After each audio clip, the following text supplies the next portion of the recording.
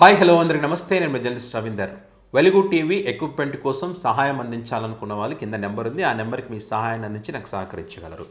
So topic ఏంటంటే, మొన్న డిఎస్సిపై YCP పోరాటం చేసింది ఒక 2 రోజుల క్రితం.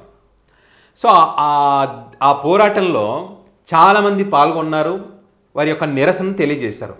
అయితే కొన్ని మీడియాలు ఉంటాయి కదా, నెక్స్ట్ రోజు వాళ్ళ పత్రికల్లో వాళ్ళ ఛానల్స్లో జంజీ ఎక్కడ జగన్ అని జగన్ గారిని ప్రశ్నించారు.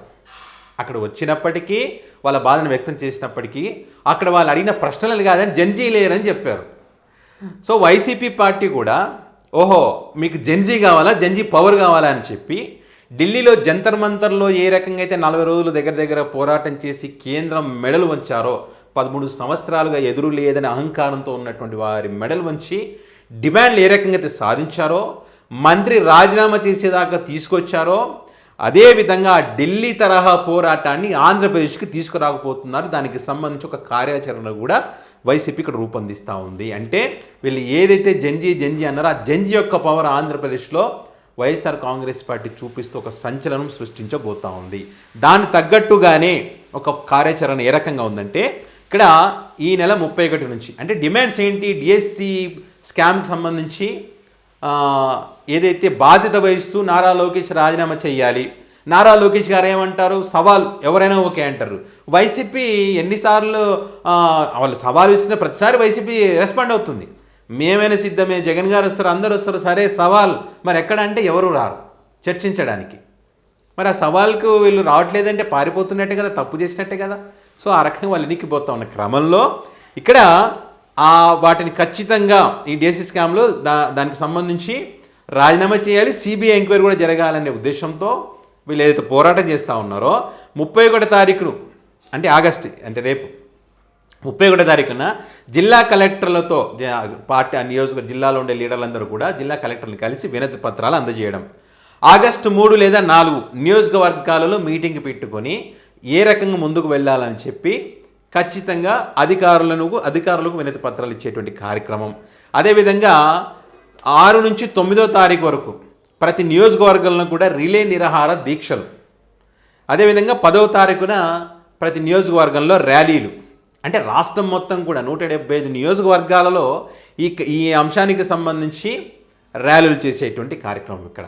సో ఇక్కడ కొన్ని కీలక పాయింట్స్ అండి, వైసీపీ లేవనెత్తుతున్నటువంటి పాయింట్స్, నిరుద్యోగులు, ఈ టీచర్ అభ్యర్థులు ఎవరున్నారో వాళ్ళందరూ కూడా, దాంతోపాటు నిరుద్యోగులు చాలామంది ఇప్పుడు యువత కూడా క్వశ్చన్ చేస్తూ ఉన్నారు. వైసీపీ అడిగినటువంటి ప్రశ్నలు కానీ నిరుద్యోగులు టీచర్ అభ్యర్థులు అడుగుతున్న వాటికి సంబంధించి ఖచ్చితంగా వాళ్ళకి న్యాయం జరగాలని కామన్ పీపుల్, మామూలుగా అంటే వీళ్ళతో సంబంధం లేనటువంటి వ్యవసాయం చేసుకునే వాళ్ళు అనుకోండి, కూలి పని వాళ్ళందరూ కూడా దీని గురించి ఆలోచించేటువంటి పరిస్థితి ఆంధ్రప్రదేశ్లో వచ్చింది. సో ఎందుకంటే ఆ ప్రశ్నలు అలా ఉన్నాయి, మరి వాటికి ఆన్సర్ చెప్పాలి కదా. ఇక్కడ కొన్ని విషయాలు, ప్రశ్నాపత్రం తయారు చేసేటువంటి ఎస్సీఆర్డి కమిషనర్ ఎవరైతే ఉన్నారో ఆ వ్యక్తే పరీక్ష నిర్వహించే డిఎస్సి కన్వీనర్ అంట. మరి ఇక్కడ అవకతవకలు జరగడానికి అవకాశం ఉంటుందా లేదండి? కాబట్టి జరగడానికి అవకాశం ఉంటుంది కాబట్టి ఇక్కడ బీజం ఇక్కడే పడిందనేటువంటిది ఇక్కడ ప్రధానమైనటువంటి ప్రశ్న. మరి ఎందుకు ఈ రకంగా చేశారు? అప్లోడ్ ప్రక్రియ ఏదైతే ఉంటుందో అవుట్సోర్సింగ్ ఉద్యోగితో చేయించారు. అది ఎంత గోప్యత ఉండాలండి ఇందులో.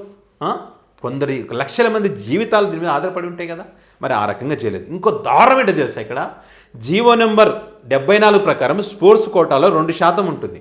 కానీ వీళ్ళు ఏం చేశారంటే జీవో నెంబర్ 447 తీసుకొచ్చి స్పోర్ట్స్ కోటా అభ్యర్థుల పరీక్షను మామూలుగా ఇతర అభ్యర్థులే స్పోర్ట్స్ కోట కాకుండా వేరే అభ్యర్థులకు వీళ్ళకు సమానంగా పరీక్ష రాసేటువంటిది ఉంటే ఆ పరీక్షని ఎత్తివేశారు. ఈ స్పోర్ట్స్ కోటాలో ఎత్తివేసి 2% ఉన్నటువంటి దాన్ని 3%కి పెంచారు. పెంచిన తర్వాత ఈ పోస్టుల భర్తీ కాగానే స్పోర్ట్స్ కోటాలో ఈ 447 జీవోలను రద్దు చేసేశారు.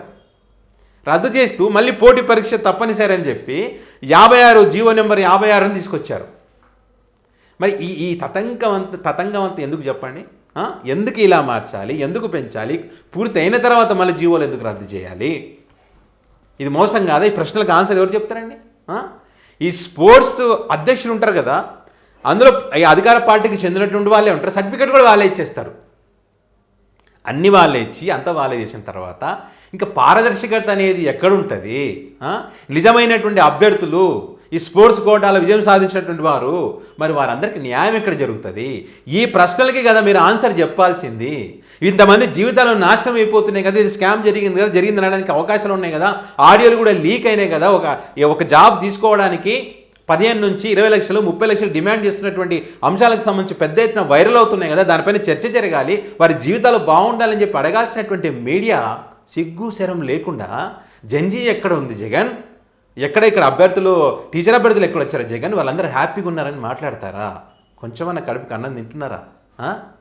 వాళ్ళు ఎంత కష్టపడ్డారండి, ఎంత ఎదురు చూస్తుంటారండి, ఆకలి నిద్ర లేక తిండి లేక ఎంతోమంది కష్టపడి ఈ జాబ్ కోసం ఎదురు చూస్తే వాళ్ళ జీవితాల్లో బజారున పడేసి నాశనం అయిపోతుంటే మీరు రాజకీయం చేస్తారా? జంజీ కావాలంటే ఇప్పుడు జంజీ అదే పవర్ చూపిస్తుంది, జంజీ పవరే చూపించబోతుంది. అక్కడ కేంద్రంలో జరిగినట్టు ఇక్కడ కూడా జరిగితే, దేశవ్యాప్తంగా చర్చ జరిగితే అప్పుడు ఖచ్చితంగా రాజీనామా చేయాల్సి వస్తుంది. ఇప్పుడున్న డిమాండ్లు నెరవేర్చి తప్పు జరిగితే ఆ తప్పుకు సంబంధించి వారికి న్యాయం చేయాల్సింది పోయి ఈ రకమైనటువంటి పనికిమాల డిబేట్లు పెట్టి అవమానపరుస్తారా? ఇక మీరు అవమానిస్తుంది వైసీపీని కాదండి, ఇక్కడ ఈ అభ్యర్థులని, నిజమైనటువంటి యువత ఏదైతే ఫైట్ చేస్తూ ఉన్నారో వాళ్ళని, పని పాట లేని వాళ్ళని చెప్పి, డబ్బులు ఇస్తే వచ్చిన వాళ్ళని చెప్పి, బిర్యానీ కోసం వచ్చిన వాళ్ళని చెప్పి, పేటీఎం బ్యాచ్లు అని చెప్పి ఇట్లా వాళ్ళని అవమానిస్తారా మీరు? సో డెఫినెట్గా చూస్తూ ఉండండి. ఈ జంజీ పవర్ ఏదో ఇక్కడ చూపించబోతా ఉంది. మామూలు విషయం ఒకప్పుడు కాదని, ఇప్పుడు ట్రెండ్ మారిపోయింది. వెంటనే క్వశ్చన్ చేసేయడం, వెంటనే మెడలు పొంచడం, వెంటనే వాళ్ళ డిమాండ్లు సాధించుకోవడం అనేటువంటి పరిస్థితి వచ్చింది దేశవ్యాప్తంగా. తమాషానండి, 13 సంవత్సరాలుగా ఎదురు లేదు మాకు అనుకున్నట్టు వాళ్ళ మెడలు వంచి రాజీనామా చేయించారంటే మామూలు విషయం కాదు. మళ్ళీ ఇప్పుడు అక్కడ వాళ్ళ డిమాండ్లు నెరవేర్చడం, మళ్ళీ ఎవరి పనులు వాళ్ళు బిజీ అయిపోయారు యువత. సో ఇక్కడ కూడా అదే జరగబోతూ ఉన్నది. సో దీంతో పాటు వైఎస్ఆర్ కాంగ్రెస్ పార్టీ ఈ విద్యా దీవెన కానీ, వసతి దీవెనకు సంబంధించి కానీ, నిరుద్యోగ వృత్తికి సంబంధించి కానీ, ఈ డిఎస్సి స్కామ్కి సంబంధించి సిబిఐ విచారణ జరగాల్సిన అంశంకి సంబంధించి కానీ, విద్యార్థులకు సంబంధించి, నిరుద్యోగులకు సంబంధించి వాళ్ళందరికీ జరిగినటువంటి అన్యాయమైన ఆ డిమాండ్లన్నీ కూడా మరి నెరవేర్చాలని చెప్పి పెద్ద ఎత్తున పోరాటం చేస్తుంది. అందులో భాగంగానే ఒక సంచలనమైన నిర్ణయం జగన్మోహన్ రెడ్డి గారు తీసుకున్నారు. సో ఖచ్చితంగా ఇక్కడ ఢిల్లీలో జరిగినటువంటి వారు ఆంధ్రప్రదేశ్లో జరగబోతుంది, జంజీ పవర్ చూపించబోతా ఉన్నారు. సో ఇది విషయం. మరి దీనికి సంబంధించి మీరేమనుకుంటున్నారో మీ అభిప్రాయాన్ని కామెంట్ రూపంలో పెట్టగలరు. Thank you.